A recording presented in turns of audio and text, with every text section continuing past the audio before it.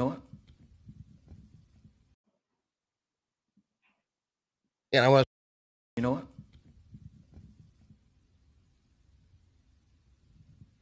I'm not leaving. I'm not leaving. I'm not leaving.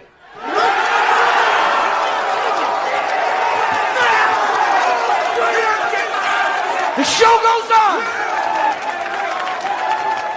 This is my home. All right, so that was a horrible edit, but Aaron Rodgers is back. He's coming back. He's never left, but he's coming back anyways to the Green Bay Packers. I am joined today with a great guest. All right, everyone, this I've never started a show good. But we got I want to give a little shout out to your podcast. We got Joe Bees from the Beehive Sports Podcast. Be sure to go check out the Beehive Sports Podcast. He talks about all things NFL. He is a Bills fan, but he covers a lot of stuff. Hey, we like Bills fan. And he's Packers owner. Oh yeah, you are a Packers owner. Also a cop, so keep it clear in the comments, people. But big thanks, man. Thanks for joining me. Thanks for having me. How you been? Been well. We're on a break from our show right now. We had our season finale the week after the Super Bowl. So we are on break until St. Patty's Day is our first show back. But we're actually having our little podcast team meeting tomorrow, which means day drinking. So I'm excited for that. Yeah. Dude, day drinking is always the best, man. Nothing better. But so we got some big news in the NFL today, especially for Packer fans, and I think every fan base cares about the Packers, I assume. According to my comment section, they do on all my social medias. But Aaron Rodgers coming back, there was a big number out there. They're saying now that number is not real. Aaron Rodgers actually is saying that it is not real. The report is $200 million for 4 years, 152, I believe, guaranteed. He said that's not a real number. So I'm not sure what the real number will be, but Aaron Rodgers being back is definitely huge.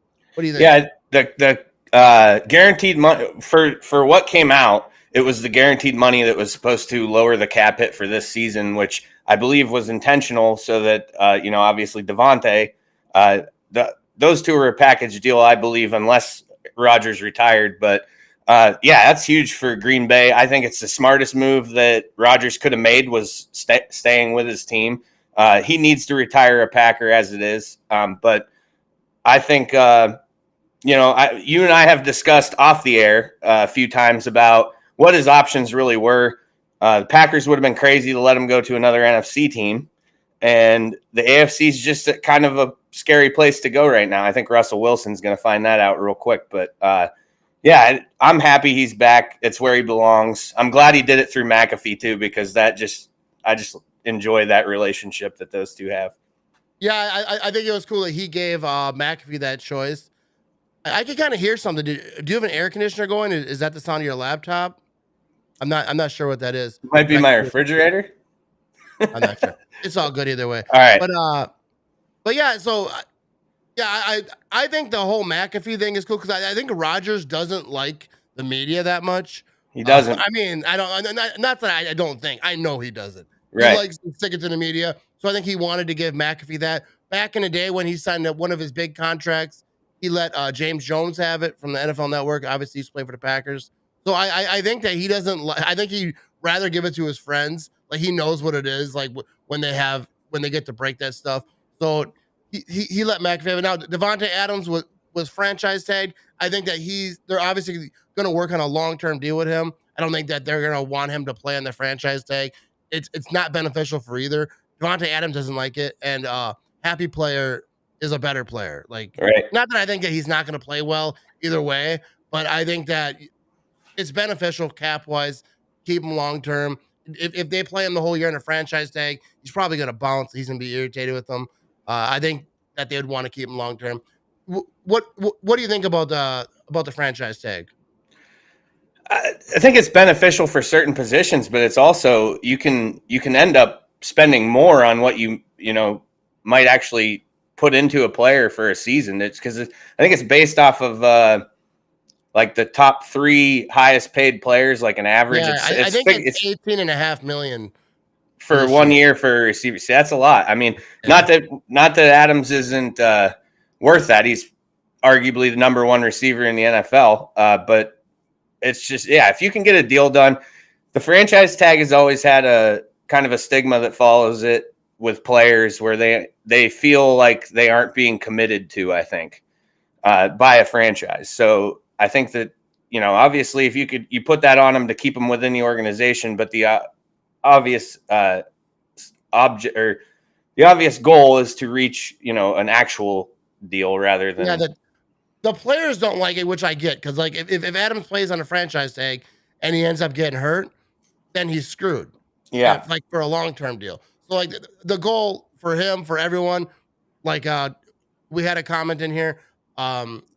They want to get him before the season starts. A lot of players won't even sign the franchise tag because they're like, no. Yeah, it rubs the players the wrong way. I think because they put them in a vulnerable spot. Like, $18.5 million is a lot of money. But if he ends up getting hurt next year, like he tears his ACL or something, that hurts him long term to get like a big deal, like whatever it would be, guaranteed money, a lot more than that. You know what I mean? Right. So I think that everyone's gonna. But let's talk real quick, and then we'll get right back to talking about the Packers and Aaron Rodgers. Let's talk about the Denver Broncos. Right after the Aaron Rodgers coming back to the Packers news broke, Russell Wilson being traded for like a boatload, like a truckload. They got, I think it's 2 firsts, 2 seconds. Yep. Drew Lock, which Shelby Harris and Noah Fant. Yeah, there you go. And is that 2 defensive linemen? I know it's at least one. No, Noah Fant's a tight end who's he was in the same draft class. Yeah. He was part of the draft class where him and TJ Hawkinson actually both came from Iowa. They were drafted. They were both fantastic tight ends for Iowa. And Fant has a lot of upside, and tight end's kind of a position, in my opinion, where you don't really translate. Like a great college tight end doesn't really come into the NFL and make an impact right away. It's kind of a process.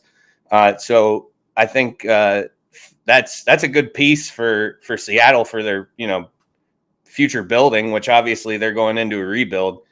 Now they have draft stock, beyond draft stock. So I think that they've kind of thrown in the towel, waved the white flag. But I also shout out to all those Denver people who were giving you a rough time for a while, because it sounds like they got the second guy they wanted, right? Yeah. So like, that's the thing, like the Denver fans, I was all ready to go all in on them and just like start roasting Denver fans. Then they got Russell Wilson. I was like, all right, they should be happy. I mean, they gave up a lot to give them, so that like they better, like they're talking about all in. The same thing with the Packers. We're bringing Aaron Rodgers back. It's Super Bowl or it's for nothing. Like the Rams kind of have made this blueprint now, and I think you're going to see a lot of teams follow suit. If you think you're close and you're knocking on the door, then you're going to unload whatever you can unload to get those pieces in place to make that run that year. It's a win now league. Yeah, so I wonder, like, if Denver is going to do more. Like, they're going to start giving away all their picks, like kind of like the Rams did, because the Packers' all-in philosophy is all in except for draft picks. Like, the Packers aren't going to start trading draft picks. That's not the Packers do, because they kind of built through the draft. That's kind of their thing. I'd be interested to see, like, what they do going forward, like this year. No, Rodgers come back. We'll see what that deal is. Davante Adams is franchise tag. We'll see, like, if he gets his long-term deal. I think a lot of that depends on Aaron Rodgers' deal. It's going to free up a lot of cap room, and maybe they can sign Davante. Like I saw someone mention in the chat here, Zadarius Smith is all but gone. He's going to get released. He knows that. He's mentioned it. He's made, like, kind of goodbyes on Instagram to Packer fans. So I think everyone knows that Zadarius is gone, and I think that frees up. I forget. I don't want to say a fake number and be wrong, but it's a big number that Zadarius Smith that they'll free up. I think it's somewhere in the 10 million area, if I'm right. Don't quote me on that. I'm not like some know-it-all cap guy. But yeah. So like, what will the Packers do? Will they make some trades, try to bring some other guys in? Will they give up some draft picks? Can they re-sign guys like Rasul Douglas, Campbell, like two guys who they picked up last year who basically nobody wanted, or like they were all but free, and became big parts of the Packers defense. Campbell ended up being an All-Pro, even though he got no recognition anywhere else, but he balled out. So like, can they do that again?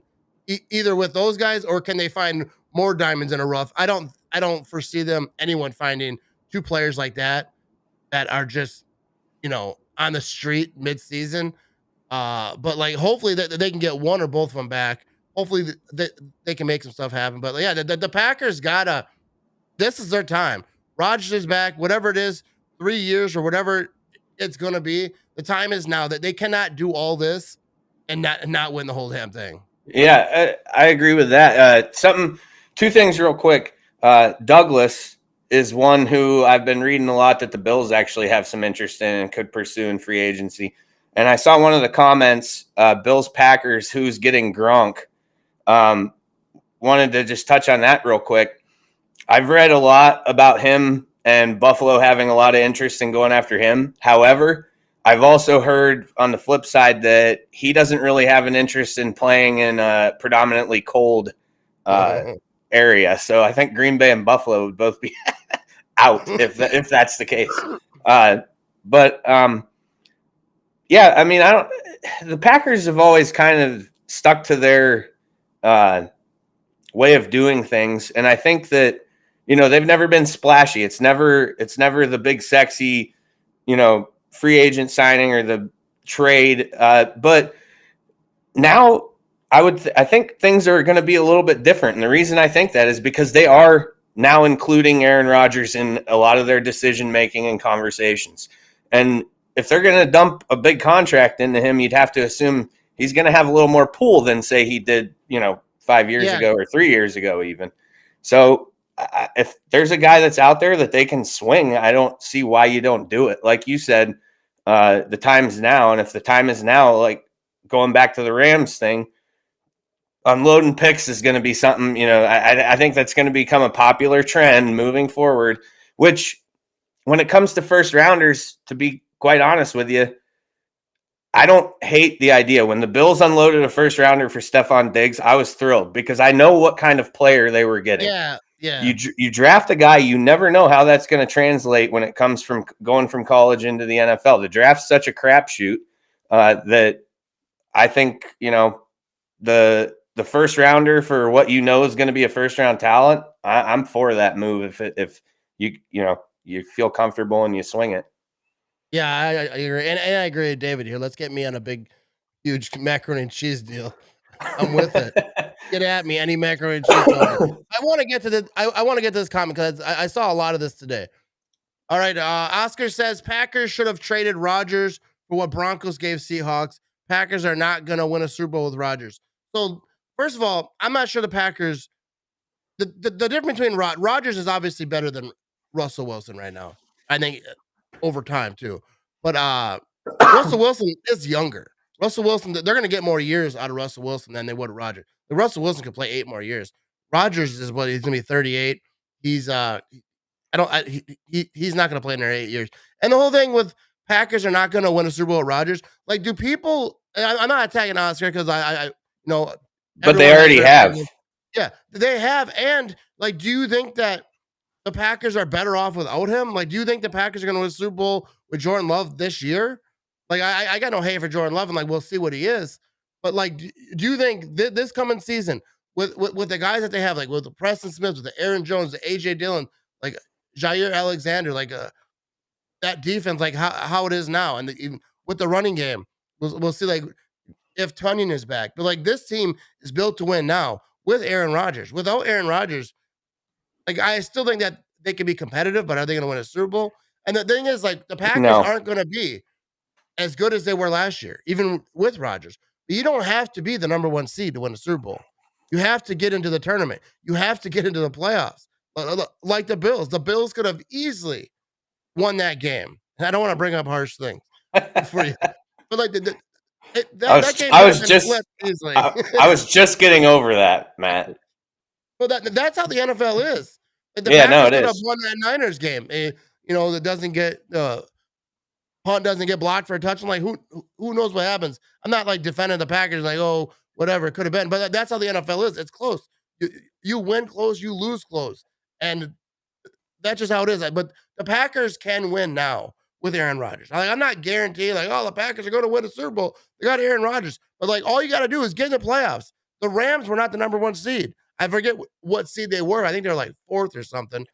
But they got hot and they won some games against the Niners. The Niners had an interception that seals that game, but it was dropped.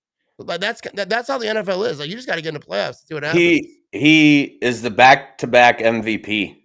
So yeah, if anybody thinks that the Packers would be better without him, I mean, and again, no disrespect to Oscar's comment or anything like that, but it seems to me if that's what Oscar wants, then he wants a rebuild. Because if you're unloading Rodgers and getting all that, in return, you're looking at a 2-year rebuild before you're back to where they were just a year ago. Yeah, or not even a year ago. This past season, I should say. Yeah, because if they lose Aaron Rodgers, it's rebuild. They're gonna see what Jordan Love is. They wouldn't keep a lot of players that they'll end up keeping because they know that all right, we have our window has been extended a little bit. But yeah, dude, I say people call me such a big homer and all these things, which I am, but the Packers have to win now. There's no excuse. They shut it down last year. They didn't. It didn't happen for them. They have to. The special teams has to be better. The offense has to be better in the playoffs. The Packers would say the offense was not good enough in that playoff game. It just wasn't. You're at home, you're in the playoffs, you got to play better. And I think I don't know. I don't know what to tell people.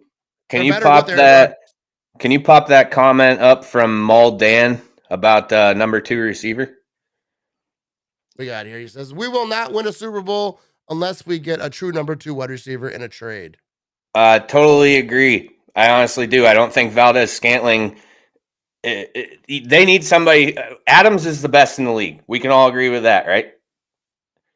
He's requiring so much attention from defenses that if they just had one guy who could do his own thing on a consistent, regular basis, then that would make Adams, first of all, that much better, but it would make that offense just thrive. That's what I think's helped Diggs so much in Buffalo. Is a good example is Cole Beasley coming in 2 years ago, John Brown, last year, Emmanuel Sanders. They're getting that sturdy number 2 and a good slot receiver in Beasley, who might not be there come the season, but that made Diggs thrive. I mean, because if it's just Diggs, then it's easy to remove him from a game plan.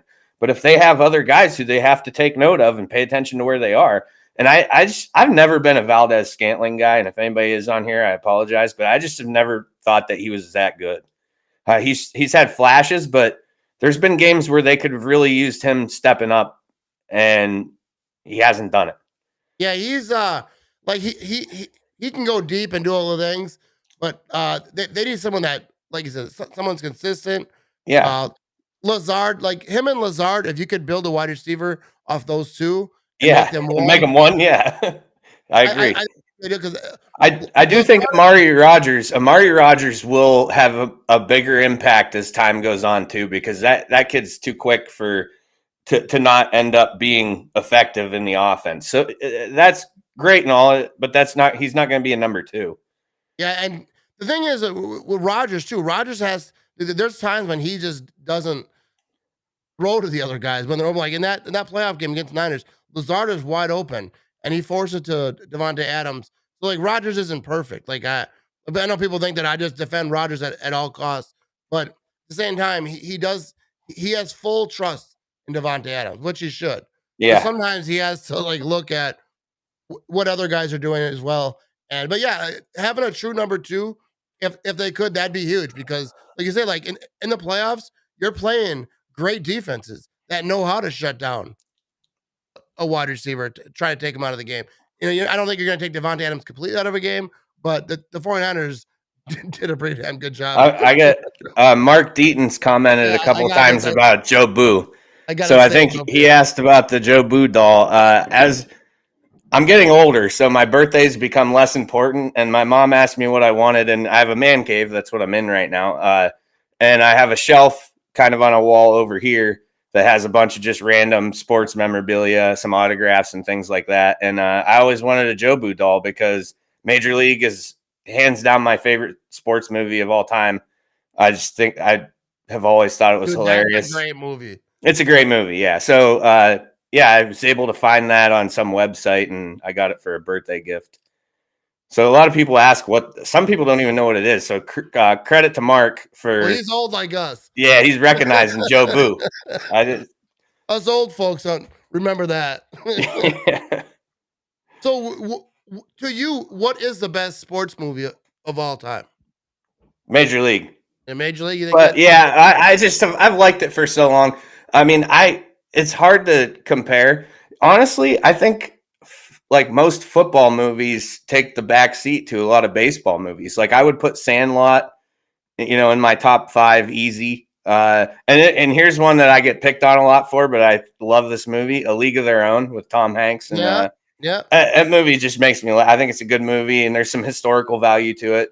So yeah, Iowa Joe says Joe Boo is unhappy. I haven't given him any rum. He's right. That is that is a good point that you make though. Baseball, I don't like baseball.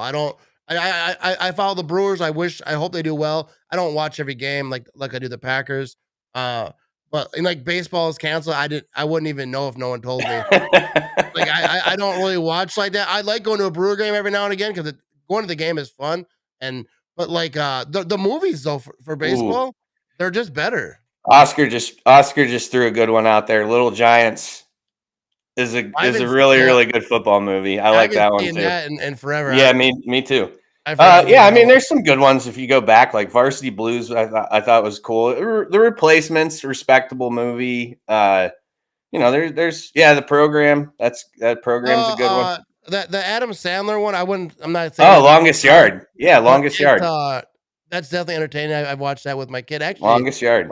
Like 2 weeks ago, we watched. I wouldn't put that in like all time great, but it's a good movie. No, it is. Yeah, it's a remake, but it's still a good remake. Yeah. Little Giants was legit. I agree, Ron. And first time I've ever agreed with a firefighter. You ever watch that it's a TV show, Friday Night Lights? I've never watched it. I've seen the movie with they got the character Boobie Miles. I remember that movie. That was decent. I watched part of it. I didn't watch all of it because my wife used to watch that show like way back when. It's not just like a football movie or show. It's kind of like it's got storyline. It's kind of like whatever. There's some really good ones being put up in the comments. Waterboy, yeah, great Waterboy movie. Is a legend. Any given Sunday. Angels in the Outfield. Yeah. Oh yeah, Angels in the Outfield. That Rookie of the Year. If we're going there, we gotta go Rookie of the Year. Big League. Yeah. Little Big League with the Twins. Yeah, Rookie of the Year. When I was a kid, dude, that I don't know how old I was when that came out, but I think I was. I don't know. I seemed young. I don't remember, but that was a good movie because you felt like anyone could do it. I don't know. It just that was entertaining. I don't know if I'd put it all time, but that was definitely entertaining. Yeah. I don't know about all time, but there's a lot of good sports movies. I mean, Happy Gilmore, you could consider.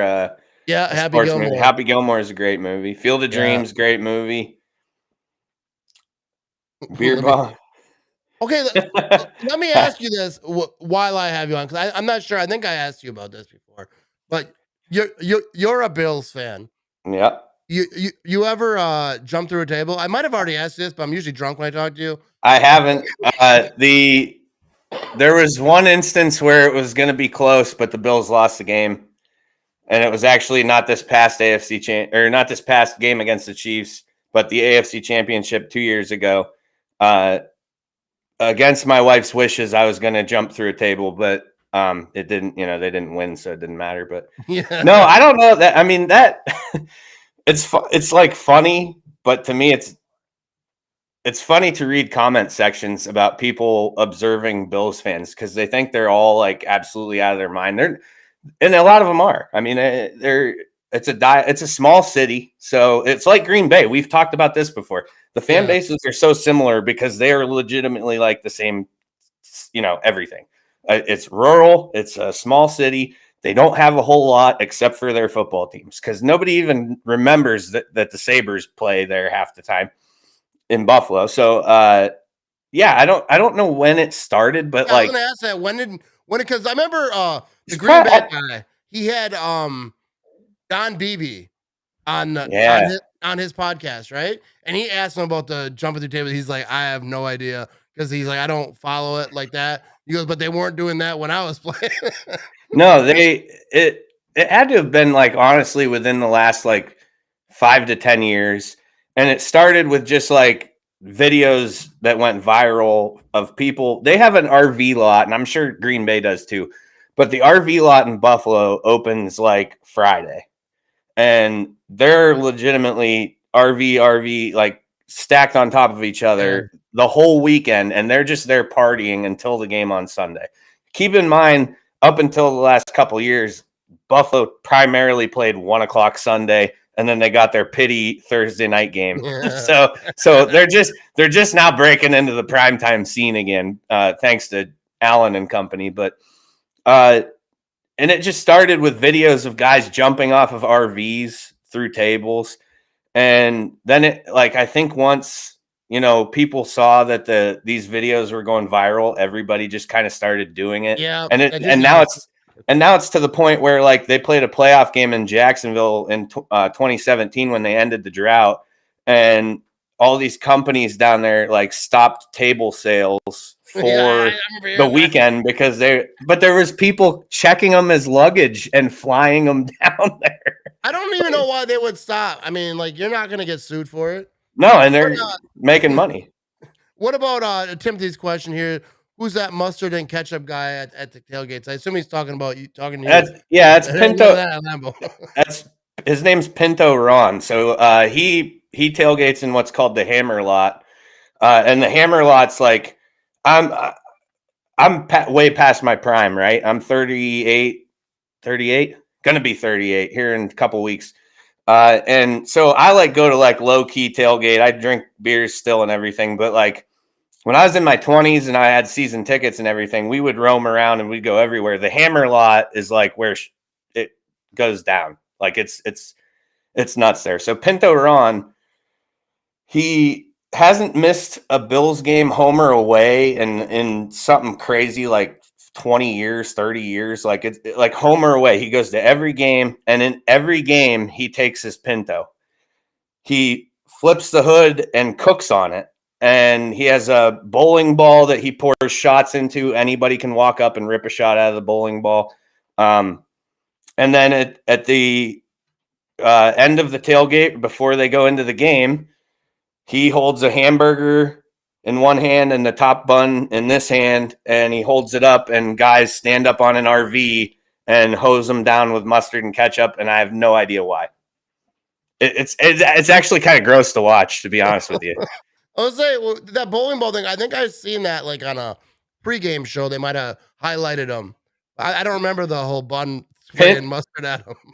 They played a game in England 5 years ago or so. He got his Pinto over there. He took it to England. It's a true story. That's wild. That's dedication. Yeah. I want to know where he gets his money. Because how like I get all that. You go to all these games, like every game. I mean, it must have had a successful career at something. I don't know.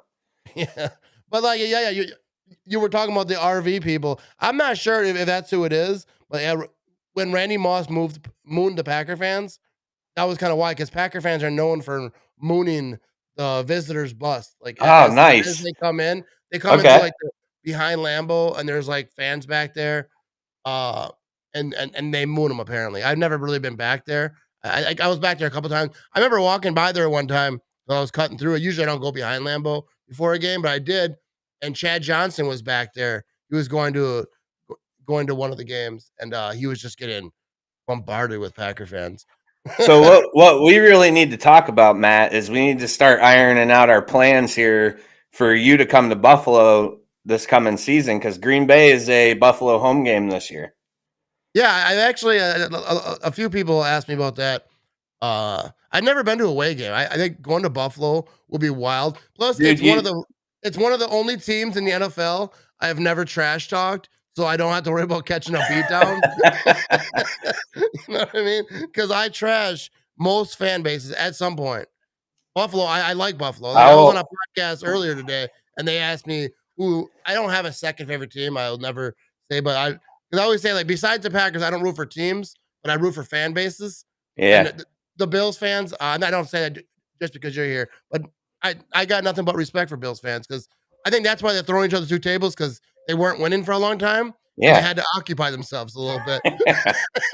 Packer fans just got drunk back in the day.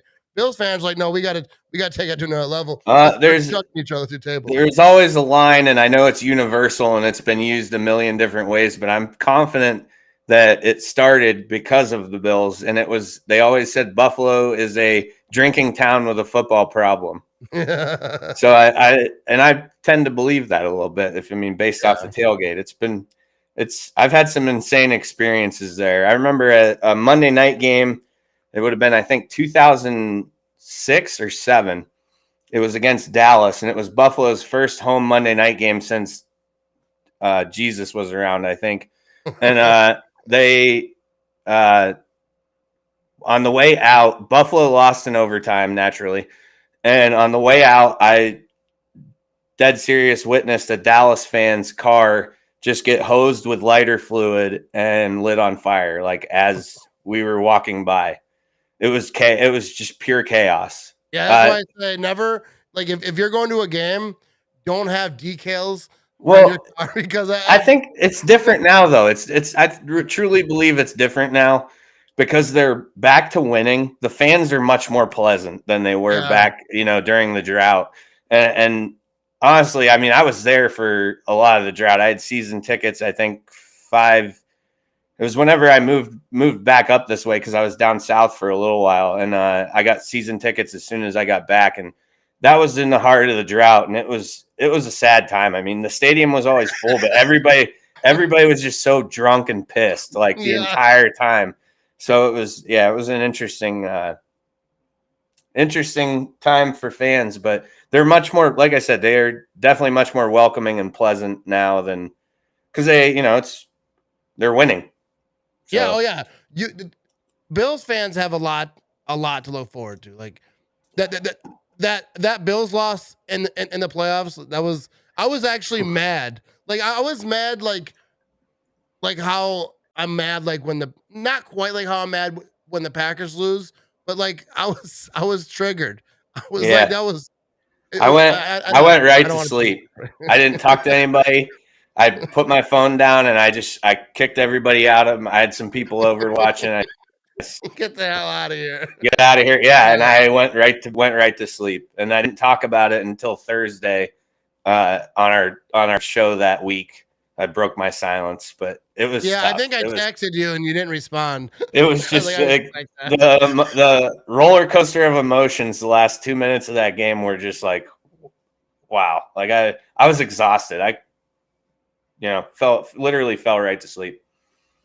So I want to get back to talking about the Packers in a minute here, but what are your thoughts on the Bills this come up season? Like, what do they got going on? Do they have any guys that are potentially losing? Do you feel like you guys are going to be on the same track and just keep it moving? I think there'll be some cap casualties, but it's not going to be anybody who's earth shattering to the team.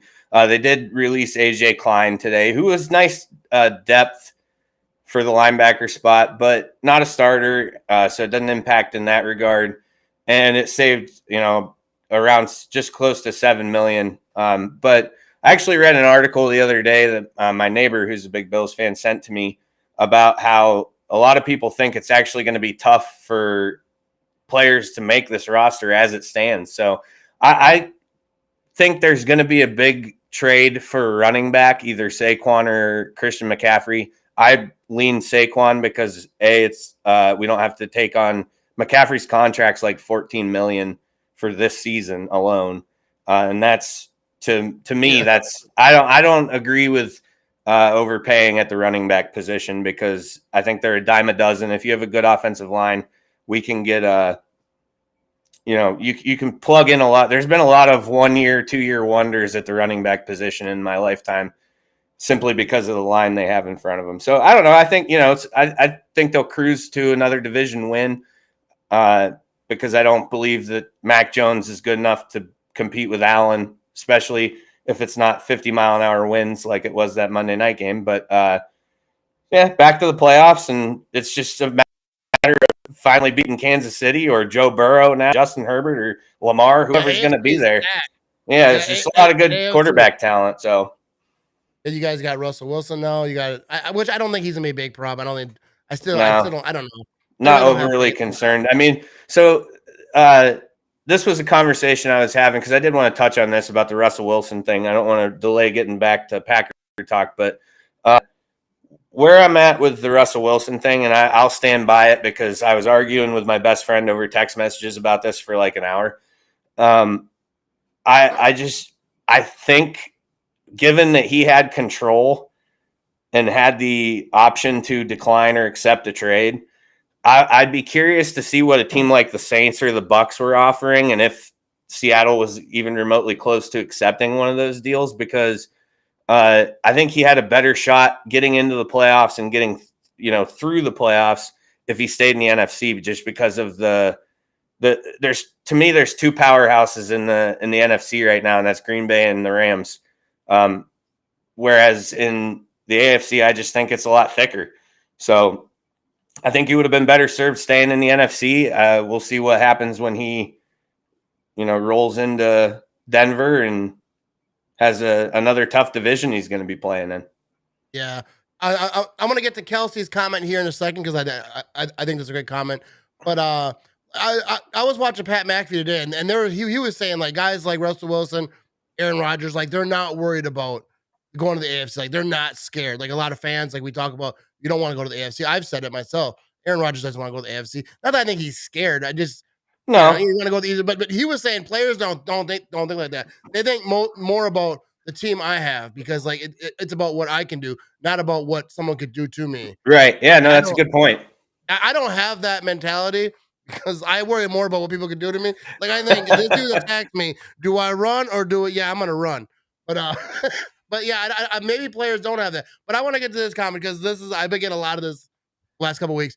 Aaron Nagler, who I'm not sure if you know him, but he is co-owner of Cheesehead TV. They do great stuff over there. They're big Packer people. But he said Nagler was talking about the thought the Packers should have moved on from Rodgers. You don't think that too, do you, Matt? Because I think that's crazy. No, I get like what he was saying, and he's all on board with Rodgers because I was actually on a Twitter space with Cheesehead TV and him and a bunch of other people, and he's all on board with Rodgers coming back. But a lot of people thought maybe the Packers should move on from Rodgers because they can get a bunch of picks, sure, get start a rebuild. A lot of people think that you go with Jordan Love. If Jordan Love isn't that dude, you're gonna have a bunch of picks to get the next dude the next year. So like I get his thought. I don't agree because I think I'm all on board like with Aaron Rodgers. I think winning now, like you keep your quarterback as long as you can. And maybe I'm so biased like of a Packer fan. I want Aaron Rodgers to retire a Packer. I think Aaron Rodgers gives us the best chance to win. So like I want him. But like Aaron Nagler knows what he's talking about. Aaron Rodgers or Nagler's good people. I know. It doesn't like that he said that though. It never hurts to play devil's advocate because if you think about this too, if we saw what the Broncos gave up for Russell Wilson, to me, he's a tier at least one tier ahead. Aaron Rodgers is at least one tier ahead of where Russell Wilson's the levels they're playing at right now. Yeah. So if Denver backed the truck up and unloaded everything for Russell Wilson, it makes you wonder what kind of offers maybe Green Bay was getting for Aaron Rodgers. Yeah. Like you got to entertain it. You got to entertain it and see, who knows what kind of player return, pick return. I would think you're getting more than what Denver just gave up. The age difference between Rodgers and Wilson, like Wilson could play 8 years. And that's fair too. Yeah. I think Rodgers, you can get another 3-4 years on it if he wants to. And then that's the thing too. He's talking about retirement the last 2 years, whether he meant it or not, or he's just throwing that out there. He's talked about like it's hard to trade and throw a lot at a guy who is talking about retirement, even mentioning it.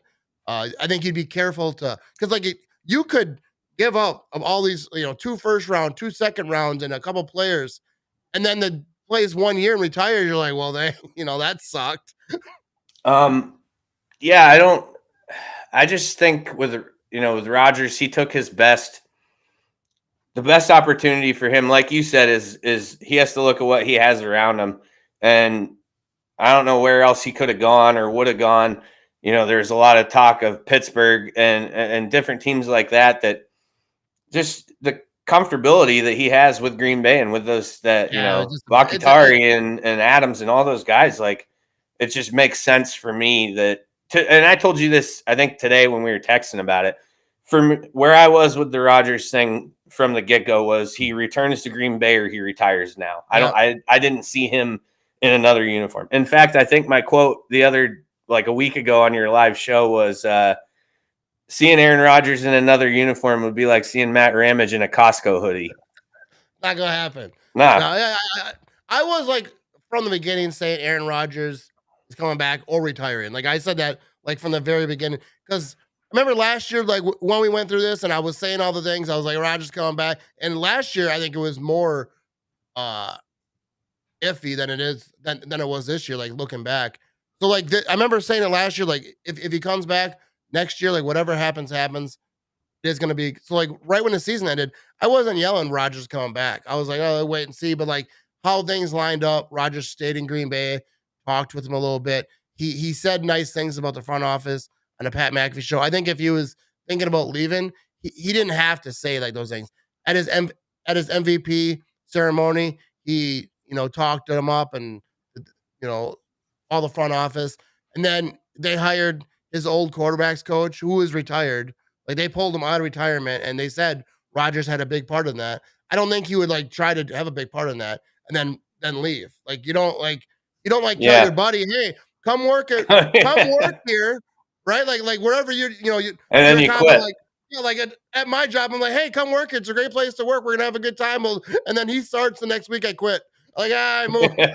I think that'd be like, not to say that he's not a good quarterbacks coach. Like he'd be good for Jordan Love or whoever's playing quarterback there. But he came out of retirement. Like he was chilling.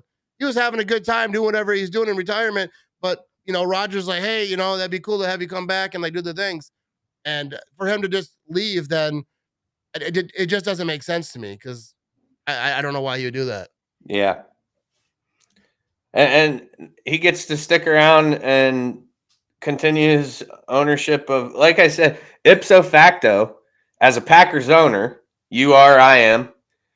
We also own 3 other franchises on top of that because he just continues beating on the Bears, the Lions, and the Vikings. We don't badmouth the Lions, though. That's one thing I really respect about you, Matt. Yeah, I don't badmouth the Lions. No, because you don't see their fans in your comment sections running their mouths. It's always the Vikings and the Bears fans. Yeah, I've never, rarely do I ever have a Lions fan talking smack. Like, a lot of times we're just cool. A lot of times they're like, yeah, we know we still, and they don't have, because I wouldn't care if a Lions fan said, I think this is our year, but like they're just not being crappy. Like I have no problem because like defend your team, do your thing. Right. A lot of times they're just cool. Like I don't know. And they were cool with Stafford. I thought that was respectable. It was. They were all happy for him. They were celebrating their own way. Yeah, but, I like that too. I mean, it's just Detroit's a really tough team to not like, but like Bears and Vikings fans kind of make it really easy. Oh yeah, they do. I want to get to this one. Bob asked, "Do you think they'll trade Love?" I actually don't think that they will, unless someone comes up and offers something big for him, which I don't see happening. I was seeing a lot of people talking on Twitter about it. Like, there's not a lot of upside to trade Love. Like, he's not a big cap hit. He's still on his rookie deal. So, like, now, do they think that he eventually will be that guy? And is there anyone willing to offer them? And it doesn't have to be a first-round pick because I think they could eat some of it. But, like, is someone going to offer them? Like, I don't think they're going to trade him for a 4th-round pick because I just want to say something. This is just and it's Packer fans do not take this the wrong way at all. But I just want to remind you guys of something. When Aaron Rodgers stepped right into the role after Favre, he was immediately effective. You got to remember that that's what some people would call a unicorn. That does not happen very often. If anybody's willing and bored, go back to 2018 Josh Allen highlights for the Bills and watch how everybody's all harsh on Love, saying he doesn't have it. He doesn't have it.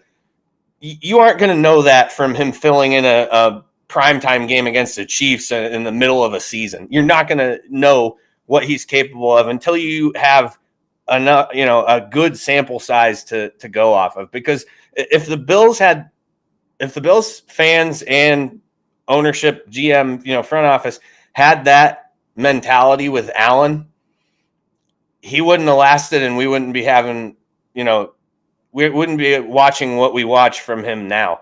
Development takes time for some of these players. And like I said, and I think that's where Packers fans are slightly spoiled, because they expect results right now, because that's what they've had for the last, since Brett Favre at the quarterback position. Years. Yeah. And then even when one of them goes down, you get a guy like Matt Flynn who comes in and just absolutely lights it up. And so they're just used to that. Like, they expect him to come in and just really be effective right away. And it's just not always the case. And sometimes you just gotta take your lumps. I watched that with Allen. I watched him play some really, really bad games, relying on his legs a ton. Everybody in the Buffalo media and fan bases were like, this kid can't throw. He's the most inaccurate passer I've ever seen. That's Terry Bradshaw was saying that during a regular season game 2 years ago at a halftime break. And I was just fan Terry Bradshaw. I'm not a huge fan myself, but it's just some of these guys need time. And if franchises get antsy and don't want to allow that time and development to take place, they could be missing out on a real gem. Because I always think about that with Allen. Had Buffalo given up on him before year 3, I mean, he had 2 full seasons under his belt starting where he was just like this is borderline hard to watch. He made some real flashy, crazy plays. And then he made some plays where you were just like, does he have a functioning brain in his head right now? And now look at what he's front runner for odds wise in Vegas for MVP. That was probably before they knew Rodgers was, they thought he might've been retiring. So I don't know if that might change now that Rodgers is coming back. But I mean, it's just, don't give up on Jordan Love yet. That's all I'm going to say. I know you guys seen more of him and seen, than I have probably, but just players need time. The thing with Jordan Love too is he's younger than most players that were drafted like in his time. I don't know his exact age, but they're saying like he's younger than some of these guys like that are starting. So like I think that it might take him a little bit longer to get it going. And then now with Rodgers being there, he's gonna have more time. Even if he watched this coming season, that's only 3 years, and that's how much time Rodgers sat behind Favre. Like, I'm not saying he's gonna be the next coming to Aaron Rodgers, right? And neither am I. But you just can't rush things like that, and you can't expect him to be Aaron Rodgers. I guess that's the point I'm trying to make. Is you can't expect him to be that at all. And then if it pans out and he does, then hell yeah, right? It's good stuff. But it'd be a good time, right? I don't think we're gonna be that lucky. I don't expect him to be that good. Because I don't think you could. Aaron Rodgers is one of the best to do it at the quarterback position. Yeah, he's a Hall of Famer. You can't just like nobody would have guessed. I would never have guessed Aaron Rodgers would have been as good as Brett Favre. Because what are the chances that you have a Hall of Fame quarterback and you draft another one right behind him? Like, it just doesn't happen. But it did there. But I think a lot of positivity in the comments, huh? Well, yeah, there should be. It's a good day for Packers fans. Ron says, what happens if they extend Love on a cheap deal now and he turns into something?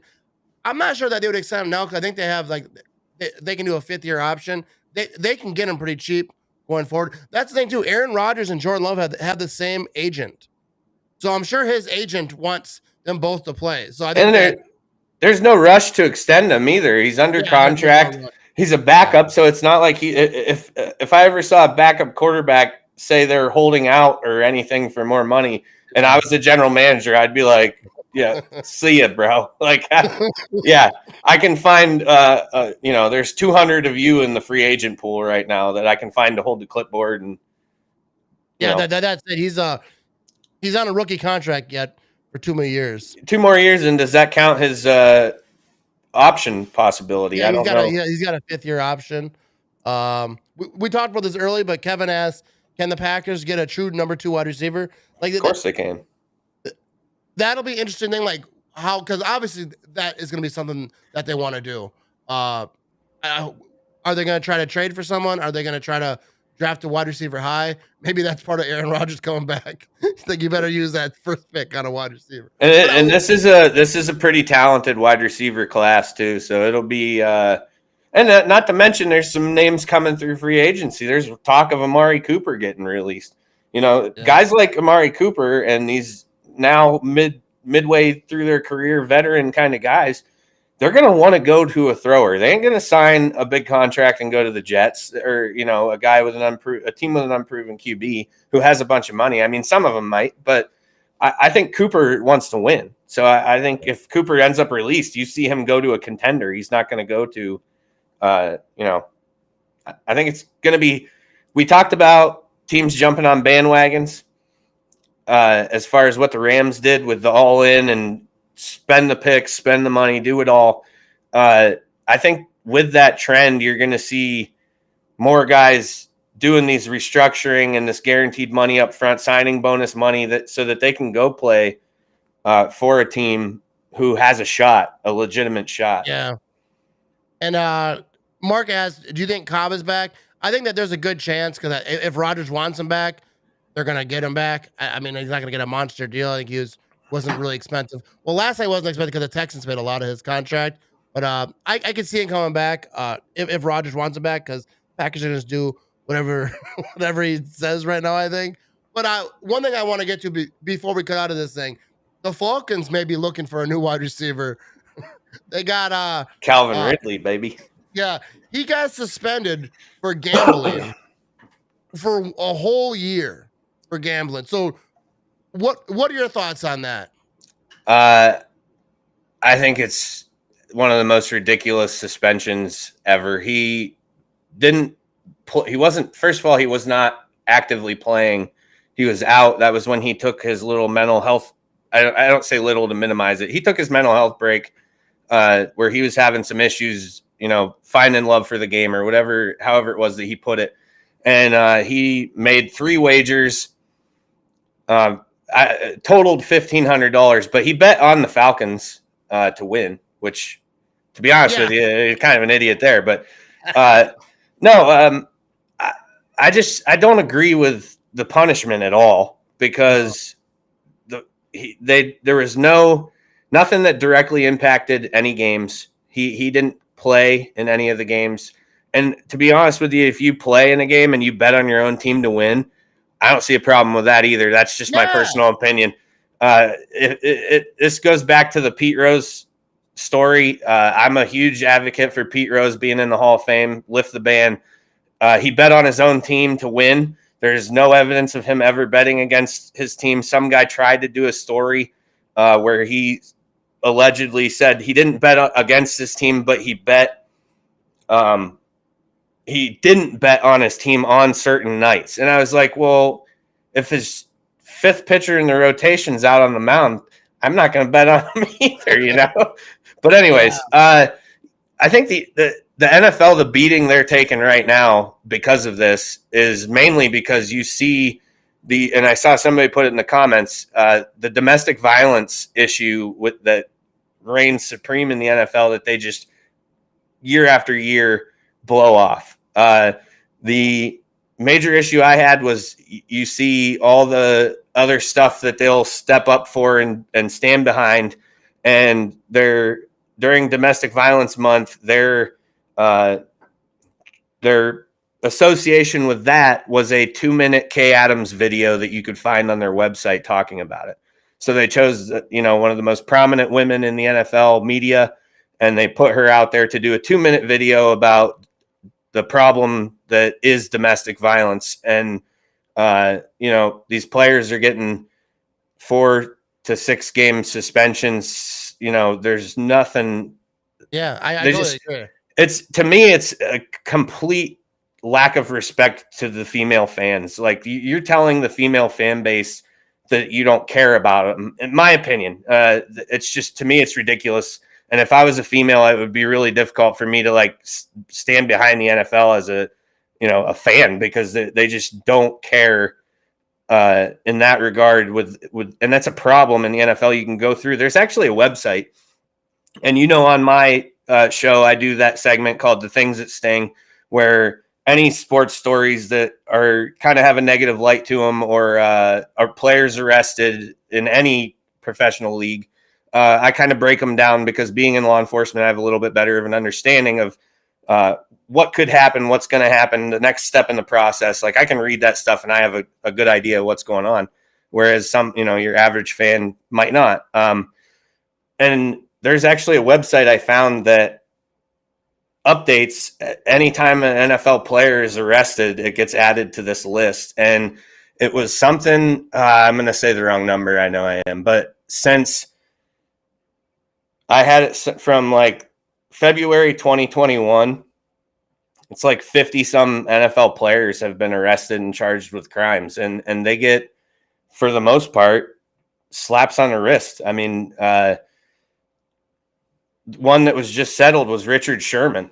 Richard Sherman just pled to 2 misdemeanors, but while that was all going through the court process and being investigated, he signs with Tampa Bay or whoever he signed with and finished out a season. Like, it was, to me, they just don't. There's no accountability to the players. Yeah. But Calvin Ridley makes 3 wagers on an app on his phone where it's legal. It's a legal thing that he did. But because it's a policy of the NFL, they're like, nope, 1 year suspension.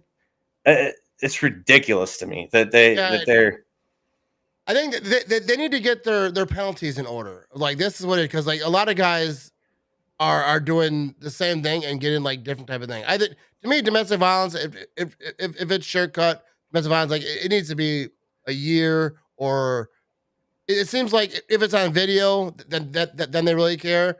But like, there's a lot of guys like I'm fully against domestic violence. I think that there's everyone is. I don't think it's photographic evidence of Dalvin Cook's interaction with his ex, who was in the military, where they're in a text exchange where she sends a picture of her beaten face to him, saying, "I can't go see my family for Thanksgiving now with my face looking like this."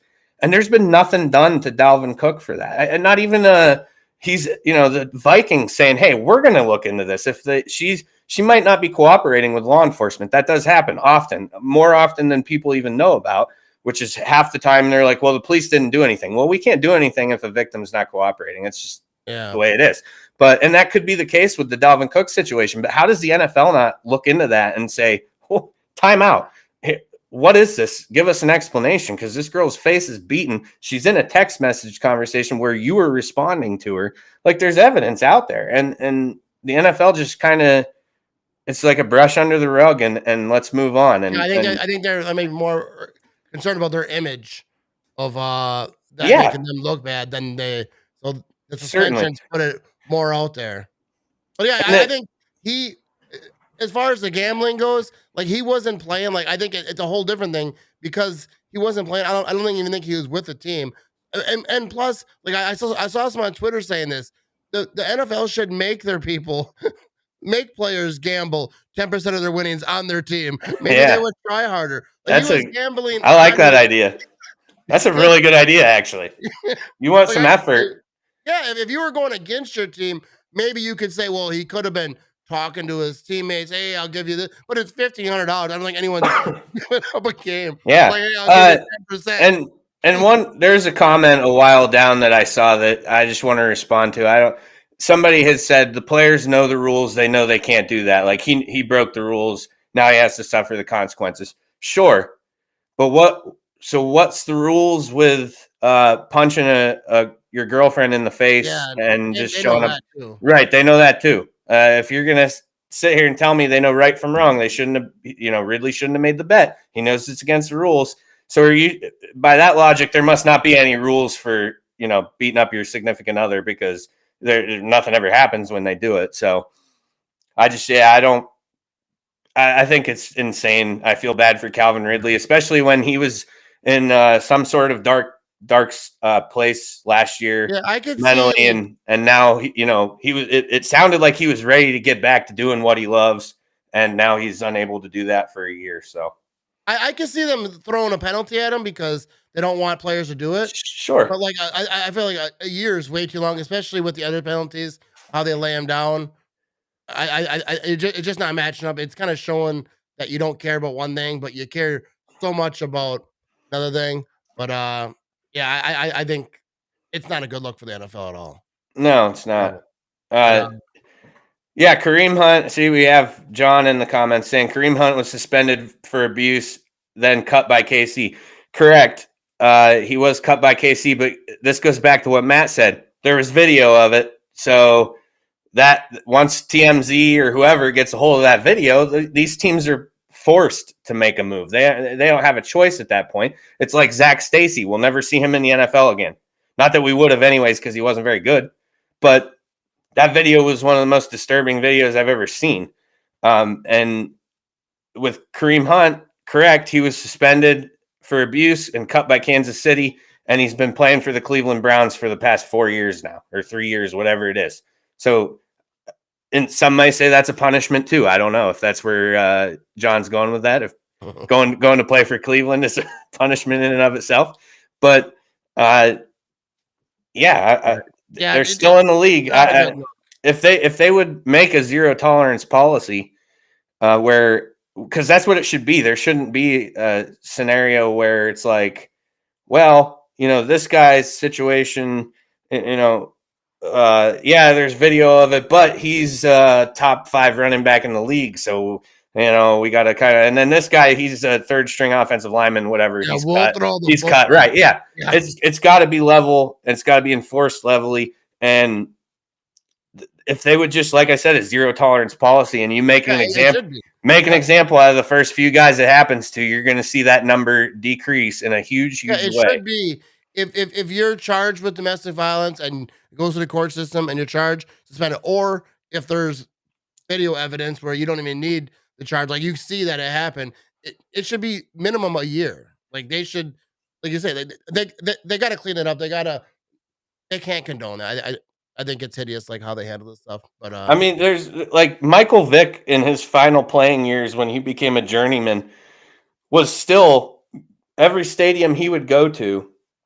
There was protesters outside for animal rights and all of that. Yeah. Where are these people stepping up for the domestic? It's like, it's just, our world's kind of just screwy. I mean, it is what it is, I guess. I don't know. Yeah, I agree with you. I think it's wild. But everyone can find Joe, the Beehive Sports Podcast. He talks all teams NFL. He's a great Bills fan, and he does a great job. Appreciate you coming on and chatting up with me. What's up, Mark? Thanks for having me. I really it's always one of my favorite Matt Ramage comments of all time was on a post that said, "What's your superpower?" And Matt's response was, "I can see around corners." Dude, that is like a thing that I love doing, is commenting on Facebook pages. Like WIXX is a local radio station in Green Bay and with that area. And I just comment, like they always, every radio station has the same content, like that. Yeah. And like they just ask different stuff, and I always just try to be funny on it. Yeah, that was a good one. That had me laughing. It's entertainment for like while I'm at work. I'll see it, and I'm like, what can I write? And then the ESPN stuff, I just troll. Like it'll be like, especially like with this Rodgers stuff, it'll be like a sports page, and they'll be like, "Where's Rodgers playing next year?" And I could just write, "I guarantee he's playing in Green Bay," and then I'll get a bunch of people coming at me. Yeah, and it's just it's entertaining. It is. I enjoy it. And now that, I guess I was right. It proves me right. So Aaron Rodgers coming back to the Green Bay Packers. We will find out what the contract is involved with it. We'll find out Davante Adams. He's obviously a franchise tag. We'll find out if he is going to be extended before the season starts, which I think he will not extended, re-signed to a long-term deal. We're gonna find out a lot of stuff about the Green Bay Packers, how they go forward. Are they gonna bring back Campbell? Are they gonna bring back Russell Douglas? Are they gonna bring back a lot of guys? Zadarius Smith, I think, is probably not gonna be there. Preston Smith, is he gonna get re-signed? Is he gonna extend it? Is he gonna get something? I think it's gonna happen with them. I think the Packers have a lot of work to do. I think it's gonna be interesting to watch what they do. Off season's just getting going. We got legal tampering starts next week. Yeah. next Monday. Yes, That's sir. That's like my favorite day. Yeah, I think there's a lot of illegal tampering always going on, but they make it legal here in a minute. Yeah. I appreciate y'all tuning in. Go Paco. I appreciate you stopping by, Joe. Let's get this. Hey, thanks for having me. Got to jam out on the way out of this thing, though, right? You got any moves? No. I just do the.